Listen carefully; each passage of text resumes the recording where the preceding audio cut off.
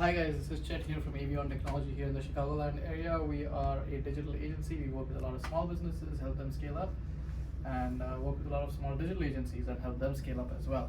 By the way, this is just a conversation, right? None of this is any financial or legal advice. If you need anything in that domain, please contact a concerned specialist. Today, this is going to be the first in a series of videos that I'm going to do called running a services business. I've been doing this business for the last 20 years. For the first 2 years as a freelancer, and then for the last 17 years as a business. And I have a special affinity to services businesses. I read a book recently called The Millionaire Next Door, and what was kind of really surprising for me is that most of the millionaires in America are actually small business owners, right? So every time we think about a millionaire, we think about some guy who's getting out of a chopper, and he has like this beautiful woman at his side, and he's like just signing contracts and opening bottles of champagne and then playing and going and playing in the casino. That's usually not what a millionaire is about. That person who gets out of a chopper and all that is someone who's either made a lot of money illegally and is now trying to show it off, or someone who's actually maybe in a lot of debt, and because that's the only way you can afford a high consumption lifestyle. But most millionaires are actually small business owners, and there's a few things about them. They are usually very thrifty. They are usually very understated, and they actually, a lot of them come from very adverse backgrounds, and over a span of 20-30 years, by sheer hard work, they create value in their businesses, and usually at the 30-year mark they will sell off their business and get a lump sum, some of which will go for the retirement fund, some of which will go towards the education of the next generation. Surprisingly, most of it will actually go back to the community in terms of endowments and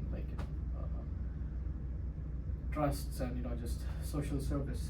So today I'm going to actually talk about how small businesses, small services businesses, actually create value, create wealth, right?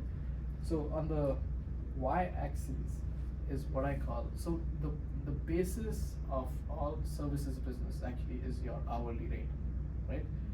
It's the rate at which you sell your services, or your business sells its services. And on the x-axis is the number of years that you've been doing it consistently, right? So for example, if you're a super specialty surgeon, you've gone to, you've done your med school, then you've done your residency, you're a super specialty surgeon, you have a pretty high hourly rate, right? But if you're just, if you're in your middle, late 30s, you've not performed consistently for a long time, right? As opposed to that, if you're a plumber, and again, none of this is personal, or don't take it in a negative way, but I think surgeons usually end up in school for a long time. Plumbers don't have to do that. So your hourly rate is maybe not as much as a surgeon, but you've been doing it consistently for a long amount of time. So you're like here, right? And this guy is like here.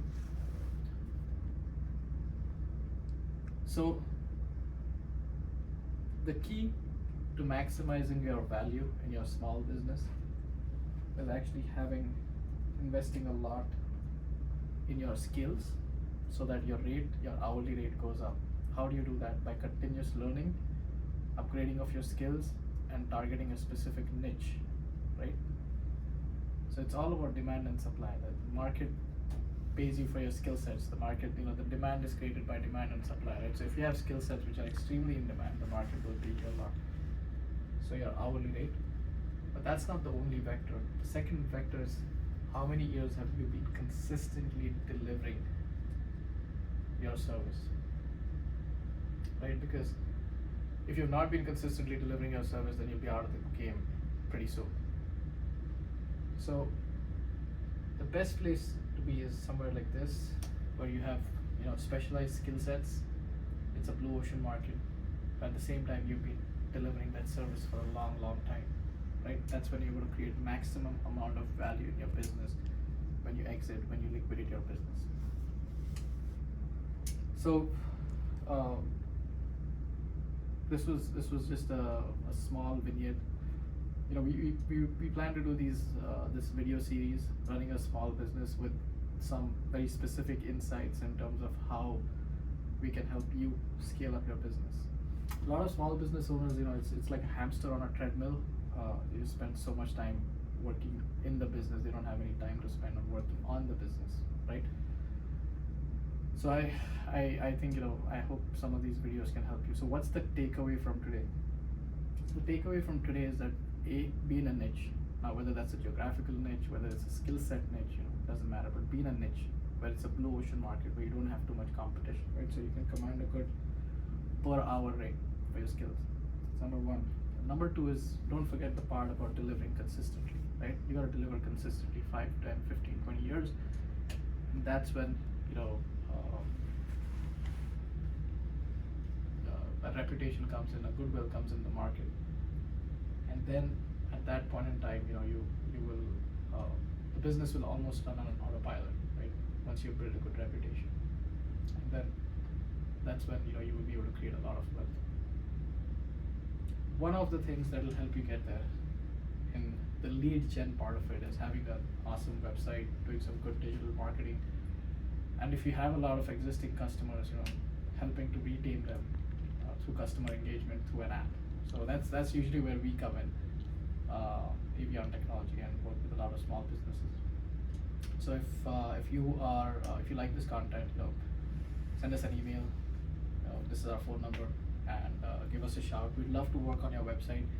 We would love to give you our insights and help you grow, right? It's about the growth, it's about scaling up, and that's really the number one pain point for most small businesses, and that's actually the pain point that we help solve.